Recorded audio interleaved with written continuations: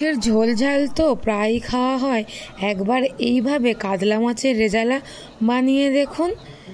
ভাবুন তো, এই রকমই নরম তুলতুলে কাতলা মাছ, ক্রিমি গ্রেভি আর এলাচ দারুচিনির একটা দারুণ সুবাস।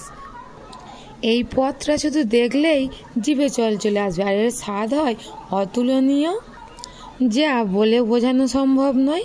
যারা কোনোদিনও এইরকম মাছের রেজালা বানাননি, তারা কিন্তু একবারের এক দেখাতে একদমই পারফেক্ট কাতলা মাছের রেজালা নিজেরাই বানিয়ে ফেলতে পারবেন।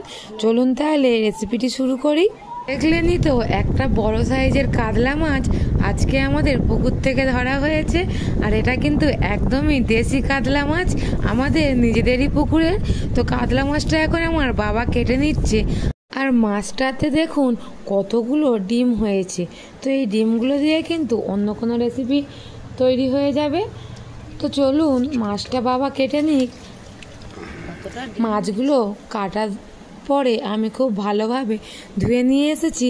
আর আজকের এই মাছের রেজালাটার মধ্যে কিন্তু আমি মাছের মাথাগুলোও দিয়ে দেব। তো প্রথমে মাছটাতে অল্প একটু নুন মিশিয়ে খুব ভালোভাবে রেখে দেব। তো রেজালা বানাবার জন্য কিন্তু শুধু নুনটাই মাখিয়ে নিতে হবে মাছে, কোনো রকম কিন্তু হলুদ বা লঙ্কার গুঁড়ো মিশালে কিন্তু হবে না। তারপরে আমি এখানে গ্যাসে কড়া বসিয়ে তেলটা খুব ভালোভাবে গরম করে নিয়েছি। এর মধ্যে এখন একটা একটা করে মাছ দিয়ে দেব।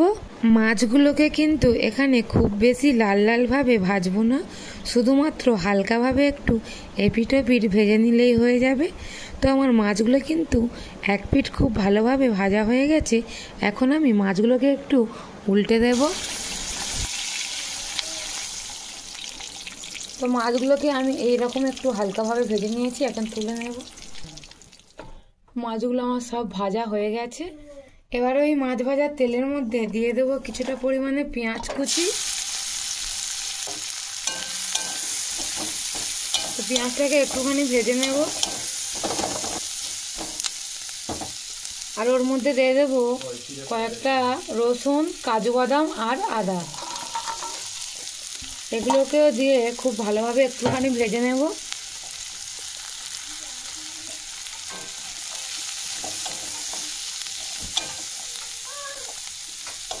এই পেঁয়াজটা কিন্তু খুব বেশি ভাজার দরকার নেই, একটু হালকা হালকাভাবে ভেজে নিলেই হয়ে যাবে।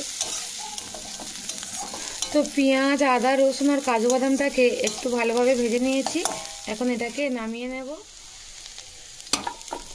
এই মশলাটা নামিয়ে নিয়ে খুব ভালোভাবে একটু ঠান্ডা করে নেব।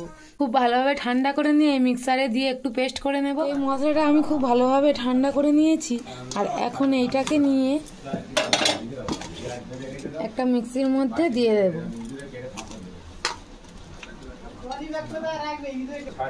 আর এর মধ্যে দিয়ে দেবো 1 টেবিল চামচ মতো পোস্ত। এবার এটাকে খুব ভালোভাবে আমি একটা মিহি পেস্ট তৈরি করে নেব। তো মশলাটা আমি খুব ভালোভাবে পেস্ট করে নিয়েছি। আর পেস্টটা এরকম কিন্তু মিহি হবে। তো আবারও আমি গ্যাসে ওই কড়ার মধ্যে দিয়ে দিয়েছি কিছুটা পরিমাণে সাদা তেল আর 1 চামচ মতো ঘি। ঘিটা গলে গেলে এর মধ্যে দিয়ে দেবো 2 এলাচ, 2 শুকনো লঙ্কা, তেজপাতা।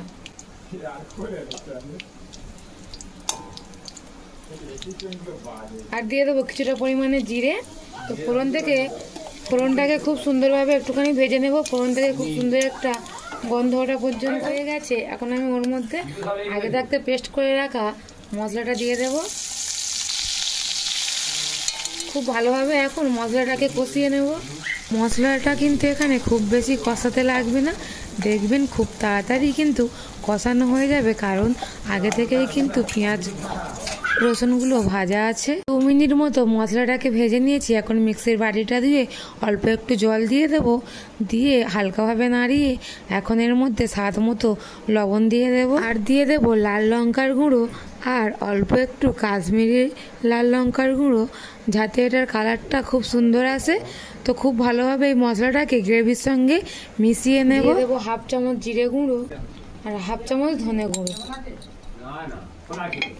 খুব ভালোভাবে এবার মশলাটাকে কষিয়ে নেব।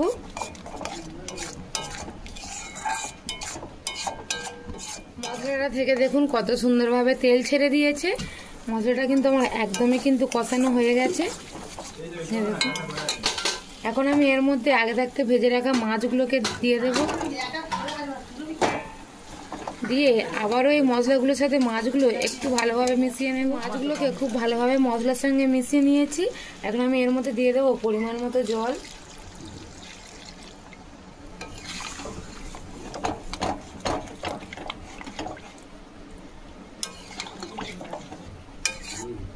দিয়ে খুব ভালোভাবে একটু নাড়িয়ে নিয়েছি। এখন চাপা দিয়ে এটা 5 মিনিট মতো ফুটিয়ে নেব।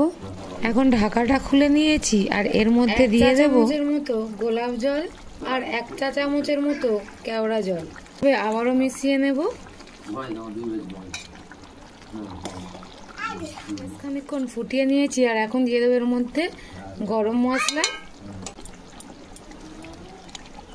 কিছুটা ঘি দিয়ে দিলাম। আরও খুব ভালোভাবে একটুখানি মিশিয়ে নেব। তো এখন আমার এই যে কাতলা মাছের রেজালা একদম রেডি হয়ে গেছে। ওরা আমি নামিয়ে নেব। তো বন্ধুরা, এই হলো আজকের আমাদের কাতলা মাছের রেজালা। দেখলেনই তো কত সহজে এই রেজালাটি তৈরি করা যায়। আর এর স্বাদ কিন্তু একবার খেলে মুখে লেগে থাকবে।